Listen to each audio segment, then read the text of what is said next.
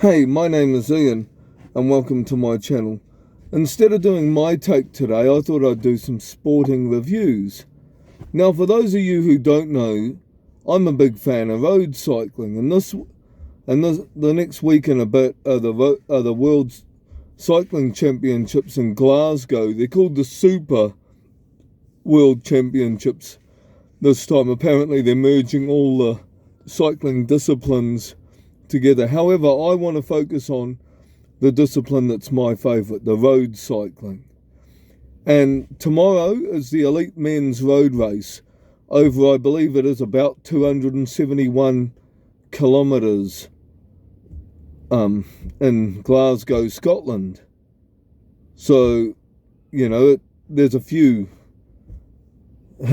a couple of hills right at the start, but the circuit itself, I believe, is 10 laps of 14.3 Ks with one or two sharpish sort of climbs and that are bound to split the field over several laps. Today, though, I was going to give you some of my contenders and whether I think they've got a realistic chance of winning. I might even throw 3 or 4 roughies in there to keep an eye on. We probably, here in New Zealand, we probably won't win, but I'll give us a couple of Kiwis to keep an eye on as well in the race. So here goes. At the start, to start off at number 1, I'm going to do Remco Evenepoel. Now, he's from Belgium and he's the reigning world champion. He won the race brilliantly last year in Wollongong, and the course again suits a lot of Remco's potential strengths. He won Classica San Sebastian on a very similar route about a week ago. That's a one-day classic in Spain for those of you who don't really follow road cycling. So he's in good form going into this. He had to, though, unfortunately withdraw from the Giro d'Italia. So hopefully Remco's is primed enough to lead the charge. However, Belgium also have another top contender, and that is Wout van Aert. Wout is just coming off the Tour de France, where he got in 3 or 4 breakaways to try and win a stage.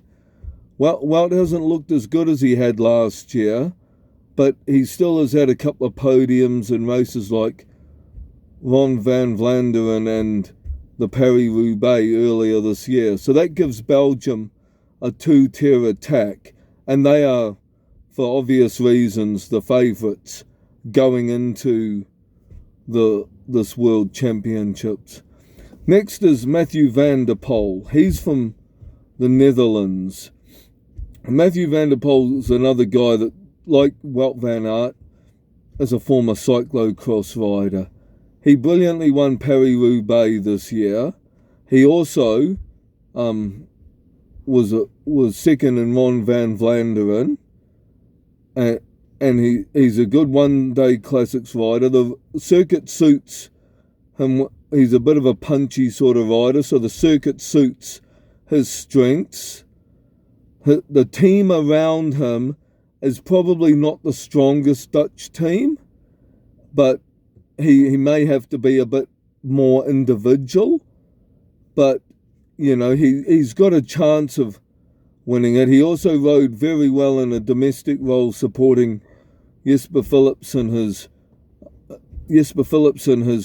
trade teammate, into winning 4 stages at the Tour de France and ultimately the green jersey. So, yes, if you want someone other than a Belgium, Mathieu van der Poel's a good one to go for. Next up is arguably probably the world's greatest rider and one of my personal favourite riders to watch, and that would be Tadej Pogačar of Slovenia. Tadej was second in the Tour de France. And while he did finish second, there was I think about a 4.5 minute gap, so that's quite a bit. The circuit again sort of suits some of Pogačar's strengths and weaknesses. He won the Ron van Vlaanderen this year, and he won 2 out of the 3 Ardennes Classic. He won Flèche Wallonne and Amstel Gold before crashing out in Liège-Bastogne-Liège. So he has a chance on a circuit like the Ardennes Classic that goes up and down all day and is a bit punchy. Even though he's more noted as a climber, he's quite quick for a climber. So, he's there, but unfortunately he's missing two of his teammates that could prove invaluable, and Matej Mohoric and Primož Roglic. I believe Roglic is getting ready for the Vuelta a España, so he has chosen to not attend the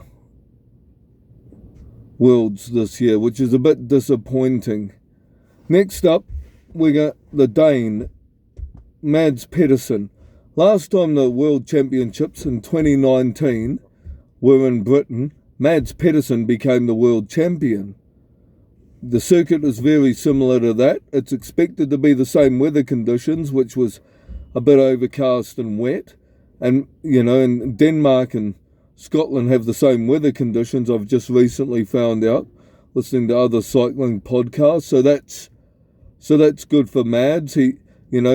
Magnus Cort can help him as well, and even Matthias Skelmose, who's a young guy, who's a reasonable climber and a bit of a puncher. So he himself could even be an outside contender if the wheels fall off Mads Pedersen. But yeah, for someone outside of, Belgium and the Netherlands, he's another guy worth following. Next up is Christophe Laporte. He's French. Now, Christophe, he's better known as a sprinter, but he's a classics rider, and he had some good rides this year in Ghent-Wevelgem, and unfortunately he got a puncture at the wrong time in Paris-Roubaix this year, which made him drift out of the front pack. Otherwise, he may have been there contesting at the end. But, hindsight's a wonderful thing. He was also runner-up at last year's World Championships on a punchy course. Like I said, he is a bit of a sprinter, but he has shown that he can get over these sort of punchier, shorter climbs. So he's definitely probably the main contender for France, even though they also have two-time former world champion Julian Alaphilippe in their squad. Although Alaphilippe is not as big hasn't been in quite as good a form as the last couple of seasons. So he's probably not as much of a contender. He might ride more in support of Laporte. But nonetheless, he will be a dark horse himself, Julian Alaphilippe. Never rule Alaphilippe out. I want to cover somebody from, our part of the world next. And that's Michael Matthews, who's probably, if we're honest, probably Trans-Tasman's best contender in this. He was third in his home worlds last year in Wollongong, Australia. So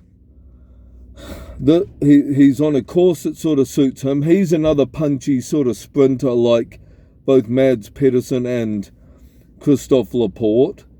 Again, finishing third last year, it shows that he can get over these sort of climbs. He's been second before at a World Championships behind Peter Sagan.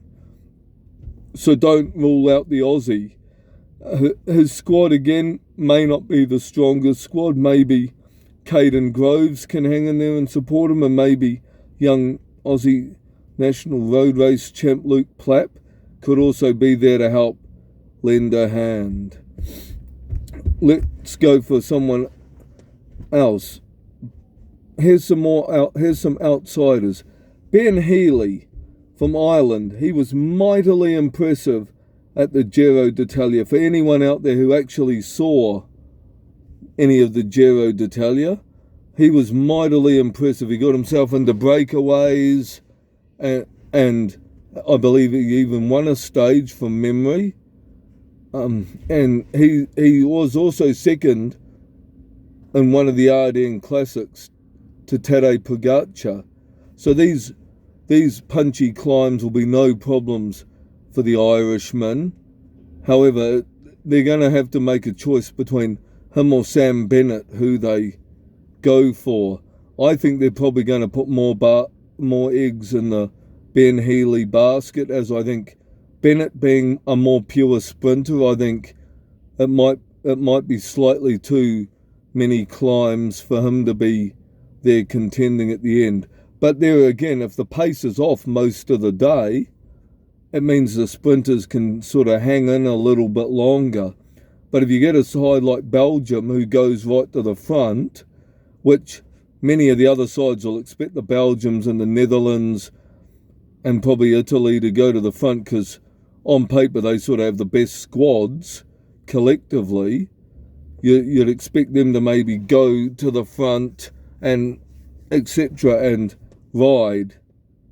Well, maybe not in the Netherlands so much, because I said before their squad isn't the strongest for Van der Poel, but definitely the Belgium, French, they will ride, so it depends on how quick the sprinters get blown out the back door.